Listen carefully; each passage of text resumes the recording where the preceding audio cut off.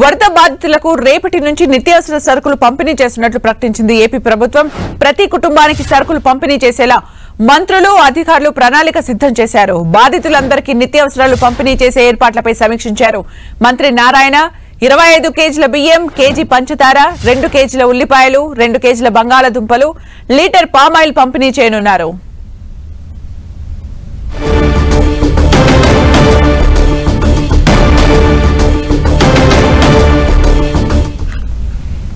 వరద బాధితులకు రేపటి నుంచి నిత్యావసర సరుకులు పంపిణీ చేస్తున్నట్లు ప్రకటించింది ఏపీ ప్రభుత్వం. ప్రతి కుటుంబానికి సరుకులు పంపిణీ చేసేలా మంత్రులు, అధికారులు ప్రణాళిక సిద్ధం చేశారు. బాధితులందరికీ నిత్యావసరాలు పంపిణీ చేసే ఏర్పాట్లపై సమీక్షించారు మంత్రి నారాయణ.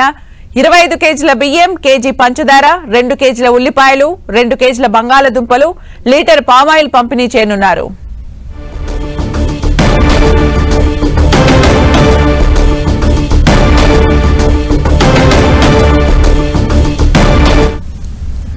వరద ప్రభావిత ప్రాంతాల్లో రేపటి నుంచి ఉచితంగా నిత్యావసర సరుకులు అందిస్తామని మంత్రి నాదెండ్ల మనోహర్ తెలిపారు. ప్రతి ఇంటికి వెళ్లి పంపిణీ చేస్తామన్నారు.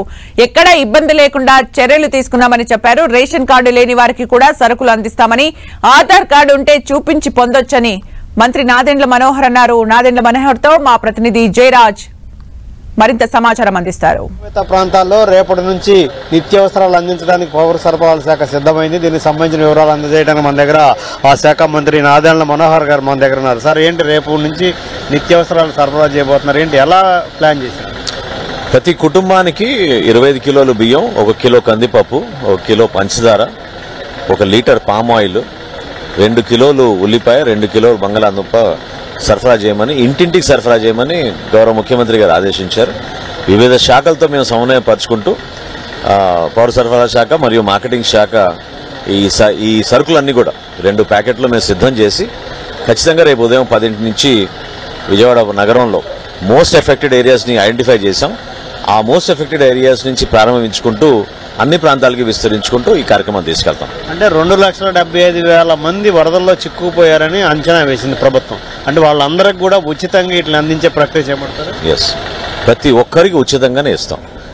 ఈ కిట్లన్నీ కూడా ఎక్కడ కూడా కాంప్రమైజ్ కాకుండా చాలా లిబరల్గా చేయమని చెప్పారు గౌరవ ముఖ్యమంత్రి గారు. ఎందుకంటే ఆహారం కోసం ఎవరు కూడా ఇబ్బంది పడకూడదు, ప్రభుత్వం నుంచి ఆ విధంగా సాయం అందించాలని ఆయన కోరారు. కాబట్టి ముఖ్యమంత్రి గారు, అదేవిధంగా ఉప ముఖ్యమంత్రి గారు, వివిధ శాఖల మంత్రులు అందరం కూర్చుని నిర్ణయం తీసుకుని రేపు ఉదయం నుంచి ప్రారంభించి క్షేత్రస్థాయిలో దీన్ని తీసుకెళ్దాం. ఇప్పుడు 4 రోజులుగా ఉచితంగా ఆ ఏరియాలకి ఆహార సరఫరా కానీ మందులు కానీ పంపిణీ చేసే కార్యక్రమంలో చాలా ఇబ్బందికరమైన పరిస్థితులు, అంటే క్షేత్రస్థాయికి అవసరమైన వారికి వెళ్లకుండానే చాలా మిస్యూజ్ అయినటువంటి సందర్భాల్లో ఈ నిత్యావసరాలు ఇంకా కీలకమైనవి. వీటిని సరే అర్హులైన వారికి చేరవేర్చడానికి ఎలాంటి ప్లాన్ ఉంది? అంటే మేము టెక్నాలజీని వాడుతున్నాం అండి. ఈ పాస్ మెషిన్స్ వాడతాం. ఎందుకంటే ఈ డేటా అంతా మా దగ్గర ఉంటుంది కాబట్టి ఖచ్చితంగా ఫింగర్ ప్రింట్ ద్వారా నమోదు చేయించుకుని వారికి ఆ సరఫరా చేయడం జరిగింది. ఎక్కడైతే పాపం రేషన్ కార్డులు రాలేదు కొంతమంది, వాళ్ళు గతంలో ఇబ్బంది పడ్డారో వాళ్ళ మొబైల్ ఫోన్లో కానీ లేకపోతే ఫిజికల్గా వాళ్ళ దగ్గర ఆధార్ కార్డు ఉంటే దాని నమూనా తీసుకుని ఇమీడియట్గా మేము వారికి కూడా అదే విధంగా ఉచితంగానే సరఫరా చేస్తాం. ఎవరి దగ్గర రూపాయి తీసుకోం.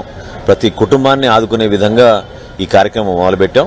ఇక్కడ కొంతమంది నష్టం కలిగిన విషయం మన క్షేత్రస్థాయిలో చూసాం. చాలా మంది రిలీఫ్ క్యాంప్స్కి వెళ్ళారు, వాళ్ళు తరలి వస్తున్నారు. కాబట్టి ఇందాక నేను మీతో చెప్పినట్టు గ్యాస్ కంపెనీస్తో కూడా టైఅప్ చేసి వాళ్ళకి ఎక్కడ కూడా సిలిండర్ల విషయంలో కానివ్వండి, వాళ్ళ స్టవ్ల విషయంలో కానీ ఇబ్బంది కలగకుండా ఉచితంగా సర్వీస్ క్యాంప్స్ ఏర్పాటు చేసి రేపటి నుంచి వాళ్ళు నార్మల్ లైఫ్గా తిరిగి వచ్చేటట్టు వాళ్ళ కుటుంబాలకి ఒక ధైర్యం నింపే విధంగా మా ప్రయత్నం మేము సాగిస్తాం. ఇప్పుడు ఎంతమందికి మొత్తం సప్లై చేయాలని ప్లాన్ చేశారు?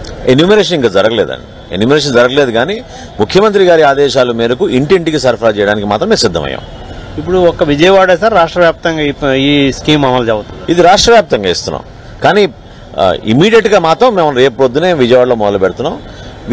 మిగతా జిల్లాల్లో ఎక్కడైతే నష్టం జరిగిందో, బాపట్ల కానివ్వండి, గుంటూరు కానివ్వండి, కృష్ణా జిల్లాలో కానివ్వండి, ఎన్టీఆర్ జిల్లాలో కానివ్వండి, ఖచ్చితంగా అక్కడ కూడా ఇదే విధంగా అందరికీ ఎఫెక్టెడ్ ఫ్యామిలీస్ అందరికీ కూడా మేము ఆదుకుంటాం. సార్, ఉచితంగా ఈ సబ్సిడీ రేట్లు కూరగాయల ప్రక్రియ చేపట్టారు ఈ రోజు నుంచి, కానీ వాటిలో చాలా రకాలైన ఇబ్బందులు ఎదుర్కొంటున్నారు. ఎక్కడ కూడా ఎక్కడున్నాయో ఆ వ్యాన్స్ తెలియక ఆ ధరలకు అందక ఇబ్బందికరమైన పరిస్థితులు మీ నోటీస్కి వచ్చిందా? సబ్సిడీ రేట్లకి కూరగాయలు పంపిణీ చేయాలని ముఖ్యమంత్రి గారు చాలా క్లియర్ గా చెప్పారండి.